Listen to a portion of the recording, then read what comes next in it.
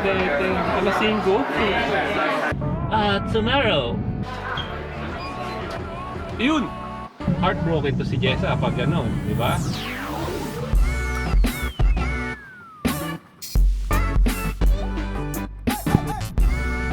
Ayun o! Good morning, good afternoon, good evening sa inyong lahat. Kamusta kayo? And okay lang naman kami dito. Nga pala sinelebrate namin yung 3rd birthday ni Papi Boy namin dito last week. And ito yon.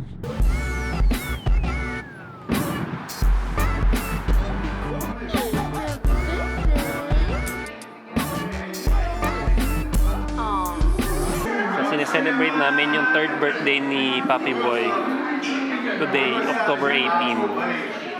So, Mommy, that's Sati.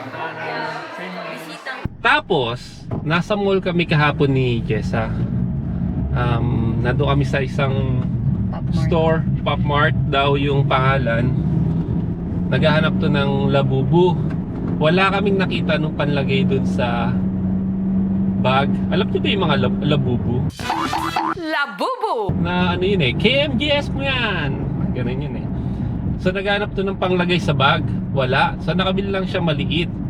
Eh kaso, nabulungan to nung isang stop kahapon dun sa store na yun. Sabi, tomorrow we will have macaroons collection 10 a.m. Ayun, nakto, hindi na nakatulog si Jessa. Hanggang gabi, nakatulog na ako. Nag-iisip siya kung magsisimba kami ng maaga or pupunta kami doon and kinabukasan na lang siguro namin kukuhanin or sa ibang araw na lang namin kukuhanin yung labubu.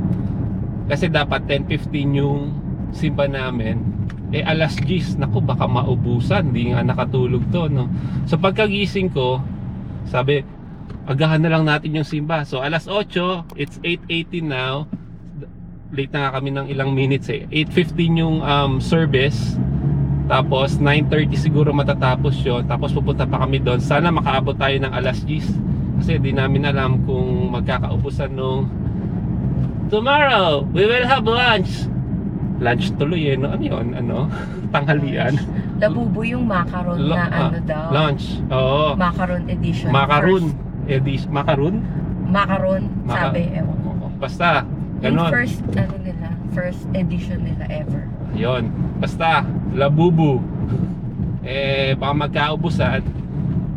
Heartbroken to si Jessa pag ganon. Diba? So, tignan natin. Sana makaabot tayo alas 10. Magsisipan na lang muna kami.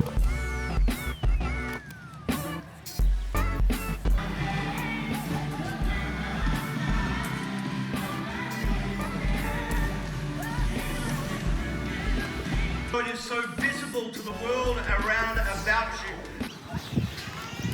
So nauna na kaming lumabas at ano na, 9:45 and kaka-check ko lang dun sa Google Map kanina and about 30 minutes yung papunta ron. So nandun kami mga 10:15, 10:20.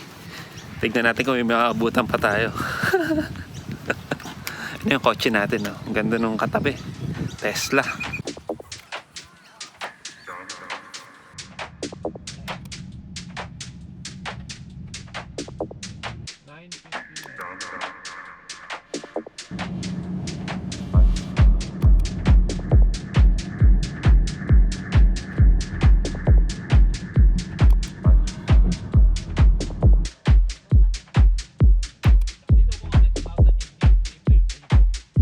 Na traffic pa po tayo. Pero malapit na tayo, ayun na tayo. Tignan mo, pakita mo yun, Mami.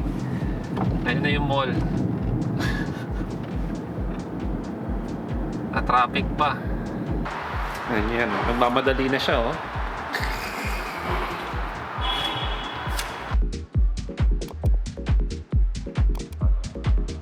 Malapit na, oh. Wala namang pila. Naku, nagkakagulo.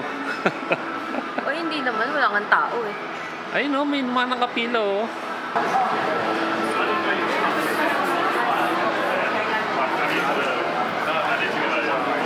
Ano sabi ko sa'yo, di ba pila? Asan, Mami? Ayun! Haba ng pila. Pinaalis mo pa ako sa pila. Tapos hindi ka nakaabot. 9:10 lang ang atin. Oh, anong sabi?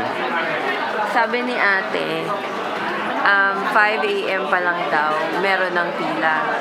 So, Wala ka na. wala na.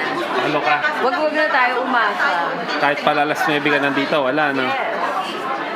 Doon na lang, maghahanap na lang ako ng iba. Ano yung nabili mo? Hindi ko alam. I've got no idea what this one is. Pero this one is apparently the Cry Baby. But I'm not sure. But I think it's like, let's see.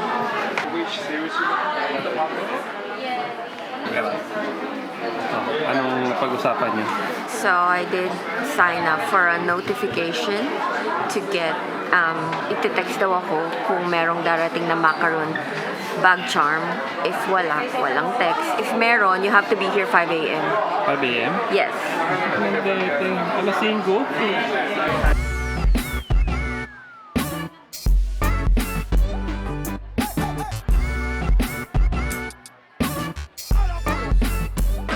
At dahil nga heartbroken si Jessa, nagutom siya, kumain na lang siya. Kumakain na lang siya ng Fried rice. fried rice, Chinese food. So, ang lesson pala doon, kasi first time di ba? Nakausap namin, may Pilipino kaming nasa likod na kausap. Galing daw siya doon sa isang mall kung saan nagbebenta. Alas 7 daw ng umaga. Hindi pa bukas yung mall, alas 10 kasi yung bukas Nakapila na daw sila. Alas 7 ng umaga. Pagdating doon sa shop, wala na, ubus na. So, kailangan palang mas maaga pa na mga alas 5 siguro. Doon ka na, nakapila ka na. Para ka na pumipila ng Jordan na sapatos na. So, nagutom na lang kami. Yun yung lesson learned. So, pila ka na alas 5. Hindi. Ayoko. Kaya niya pumila na alas 5. Magantay na lang ako ng reseller. Mas mahal. Dodoblehin daw, sabi ni Kuya, kapag reseller. Wag na lang. Okay. Sige na. Lesson learned. Labubu. Labubu craze. Lababu.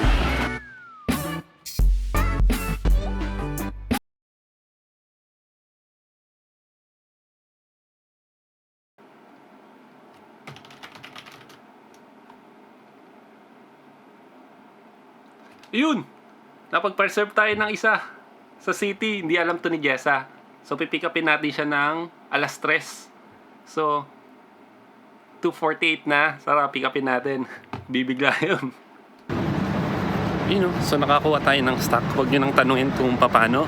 Pero pipick upin na natin siya. Work from home ako today. Hindi alam ni Jessa na meron. So, susupresahin natin siya.